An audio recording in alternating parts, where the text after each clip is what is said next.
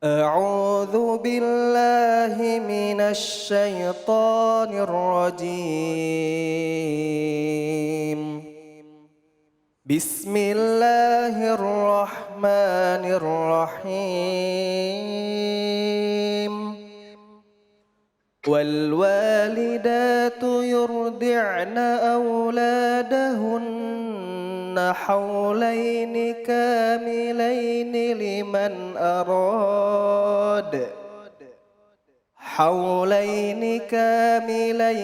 لمن أراد أن يتم الرضاعة. وعلى المولود له رزقهن وكسوتهن بالمعروف. لا تكلف نفس إلا وسعها. لا تضار والدة بولدها ولا مولود له بولده.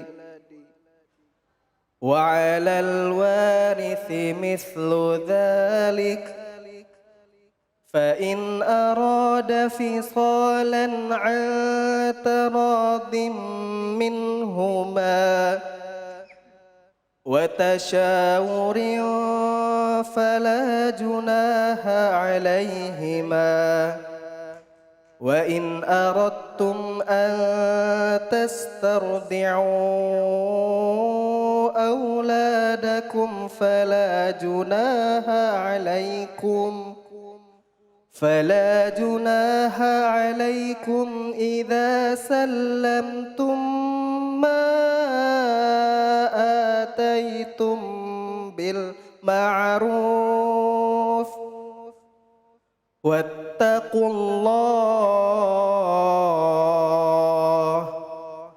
واتقوا الله واعلموا أن الله بما تعملون بصير. صدق الله العظيم. Sadaqallahul Azim. Alhamdulillahirabbil alamin. Langsung saja kita simak tausiah dari guru kita Ustadz Subhan Amir dengan tema ayah adalah pemimpin keluarga. Silakan. Okay. Baik, terima kasih. Assalamualaikum warahmatullahi wabarakatuh. Innal hamdalillah nahmaduhu wa nasta'inuhu wa nastaghfiruh wa na'udzu billahi min syururi anfusina wa min sayyiati a'malina. May yahdihillahu fala mudhillalah wa may yudlil fala hadiyalah. Masyaallahu kan wa ma lam yasha' lam yakun. La haula wala quwata illa billahil aliyil azim. Qala Rasulullah sallallahu alaihi wasallam, kullukum ra'in wa kullukum mas'ulun 'an ra'iyatihi.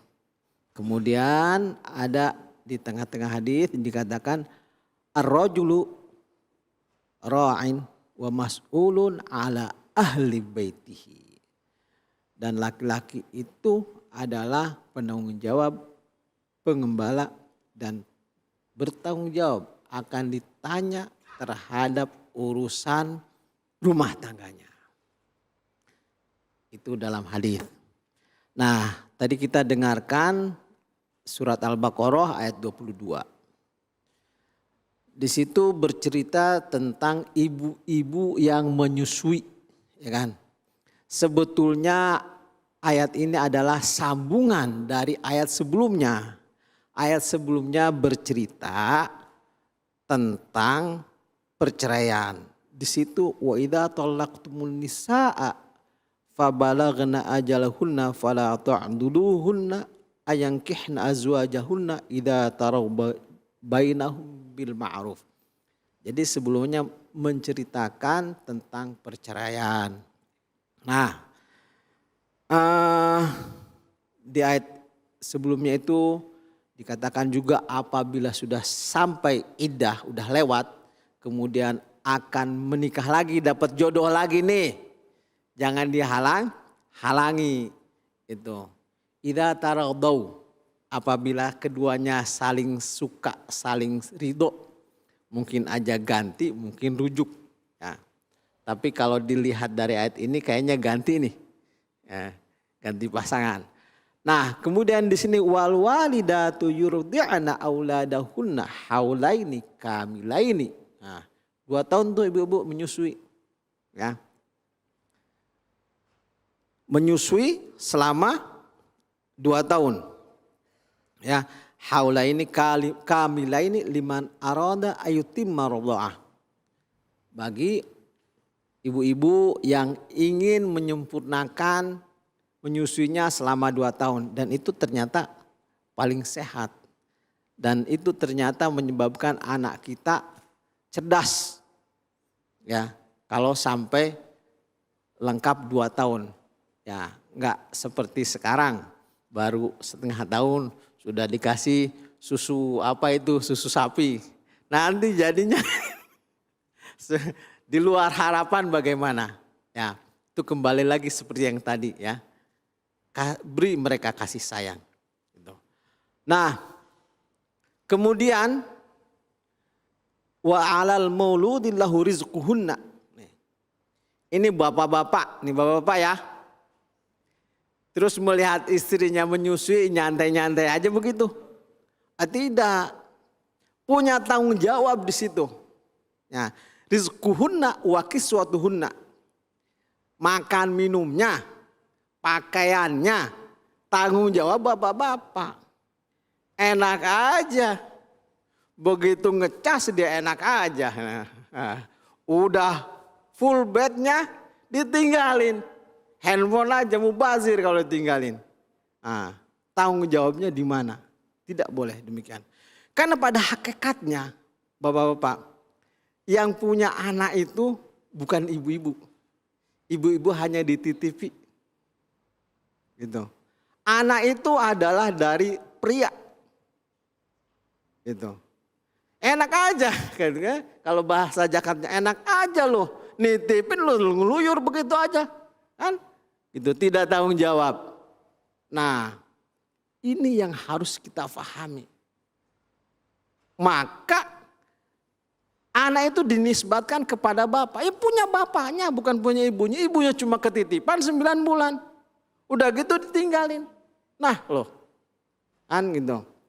Nah, kemudian ini juga berlaku ya apabila para bapak-bapak nih, suaminya tidak ada. Wa 'alal warithin mithlu dzalik. Pewaris dari suaminya juga punya tanggung jawab yang sama.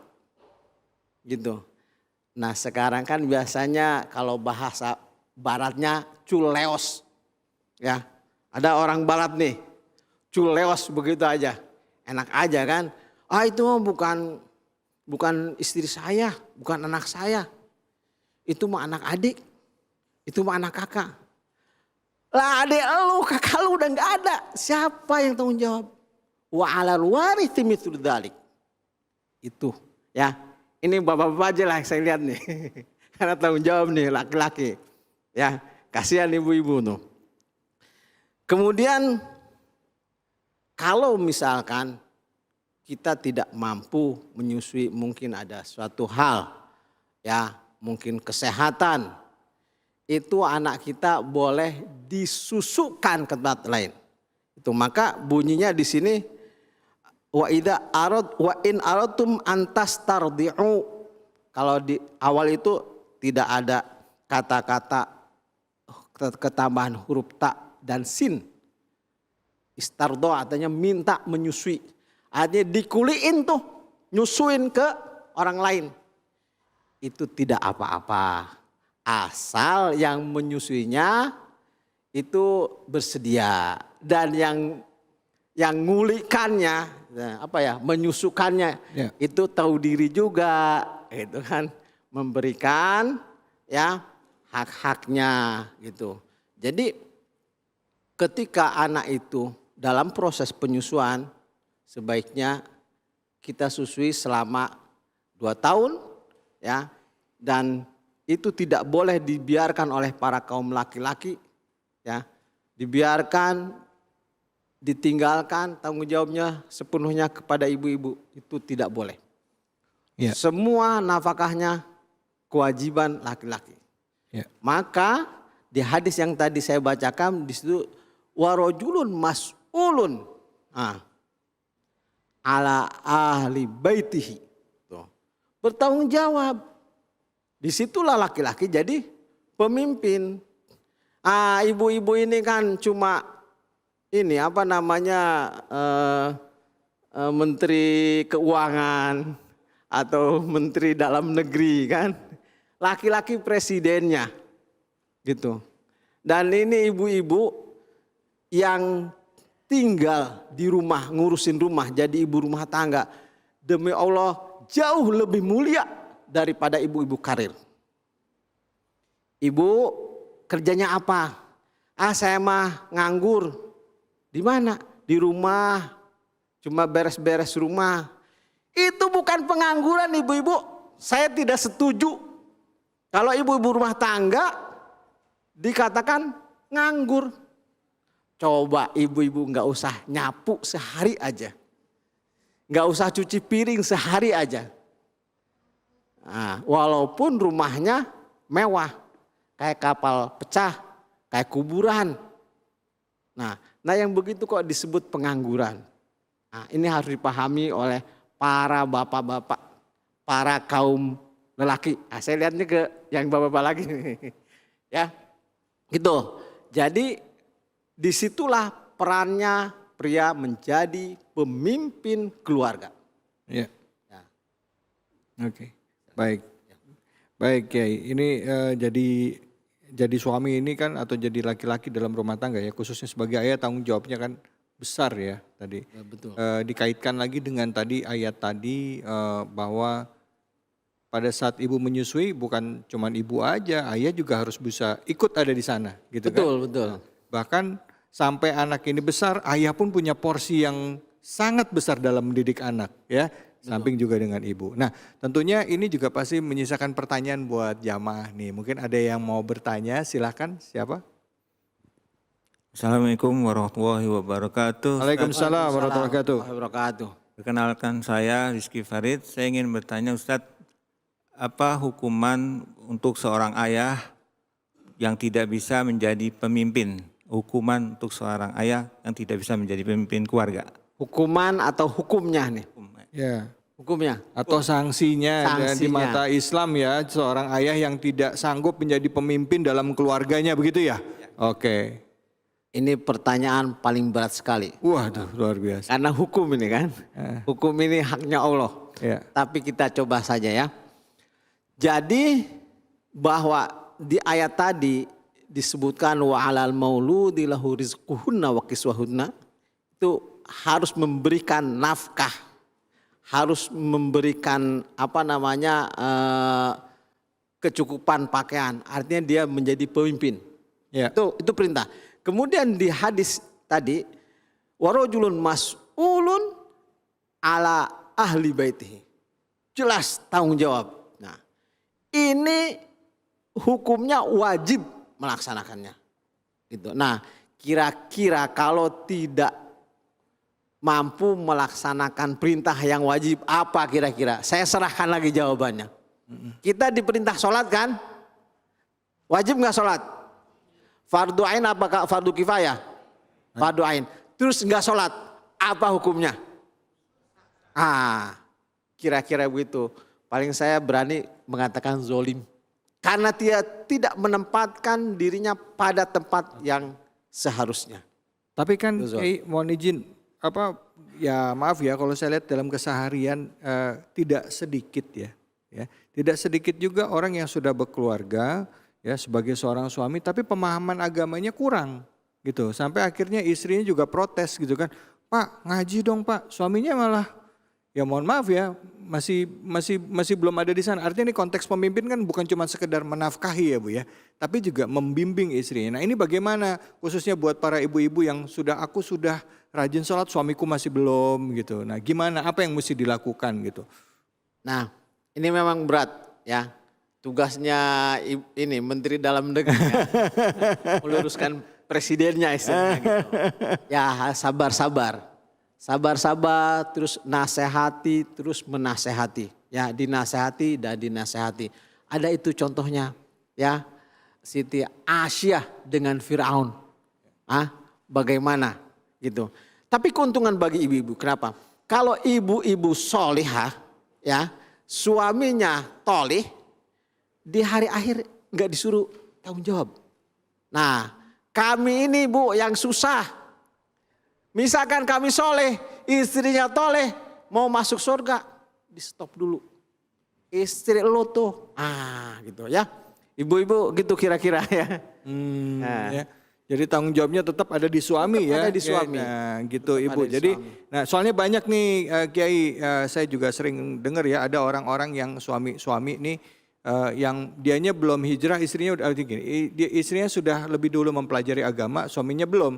Sampai pas istrinya mau berhijab, suami bilang, "Lu jangan alim-alim amat deh." Gitu. Kan katanya kalau istri nggak nurut sama suami, nah nanti kamu bisa dosa, nggak masuk sorga. Jadi itu sering jadi senjata tuh. Gimana kalau istrinya mau ini tapi suaminya belum, sampai ngeluarin itu tadi kalimat itu. Kalau istri yang soleha itu kan harus ngikut sama suami. Kalau suami bilang jangan, jangan. Jangan misalnya jangan pakai hijab gitu. Nah itu gimana kayak? Nah baik. Itu menurut suami ada konteksnya, yaitu fi ta'atillah, dalam rangka mentaati Allah. Kembali lagi contohnya tadi Asyah, Siti Asyah, istrinya Fir'aun, ya tidak pernah memusyrikkan Allah, gitu. Kalau istri ingin berhijab, kemudian suaminya melarang, ya tidak berhak untuk diikuti, karena perintahnya perintah untuk memaksiati Allah. Gitu. Yang harus diikuti adalah dalam konteks melaksanakan perintah Allah. Gitu. Kalau istrinya nggak mau sholat, kemudian disuruh sholat oleh suaminya, nah itu double dosanya. Nah, oke baik, terima kasih banyak. Terima kasih banyak Kiai. Ibu jelas ya Bu ya, mukanya udah agak cerah-cerah sedikit gitu ya. Oke.